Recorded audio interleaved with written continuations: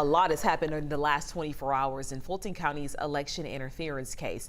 Lawyers for two of those defendants will be in court this afternoon. The judge is wrestling with a growing number of demands from the 19 defendants.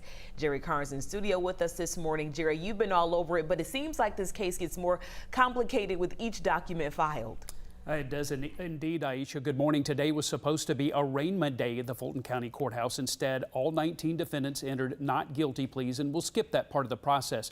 The flurry of motions filed over the last 24 hours includes requests from defendants who want to go to trial quickly, and one from District Attorney Fonnie Willis, who's ready to start the process of picking a jury. Ready to go to trial, but not together. Lawyers for two of the 19 defendants accused of taking part in a criminal conspiracy to overturn the 2020 election will be in a Fulton County courtroom to argue that they should be tried quickly but separately. Sidney Powell and Kenneth Cheeseborough are both attorneys who falsely insisted Donald Trump won the 2020 vote. Both have filed for speedy trials. Cheeseborough wants to face a jury alone and has asked Judge Scott McAfee to send him to trial on October 23rd without Powell.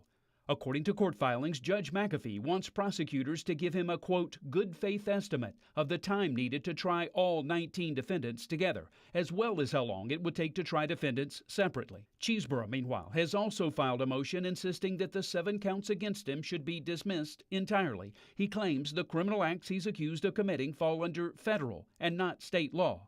Former President Donald Trump has asked a judge to separate him from any defendants that ask for a speedy trial. And now California Attorney John Eastman has done the same, insisting that 6 weeks is not enough time to prepare a defense against the 7 criminal charges he faces. District Attorney Fonnie Willis is asking the judge to allow her to send questionnaires to potential jurors. She says those questionnaires could be used to determine the qualifications of possible jurors and streamline the jury selection process once defendants go to trial. Cheryl. Jerry, and special counsel Jack Smith, who's leading the 2020 election interference investigation based in D.C., is widening his probe, and it's overlapping with some key players in the Fulton County case.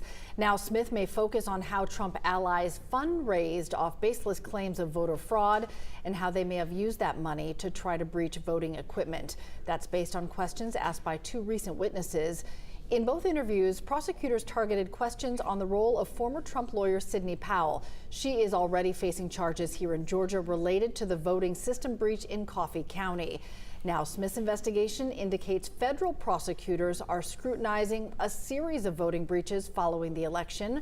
Smith's grand jury in Washington is set to expire September 15th. It could extend beyond that date.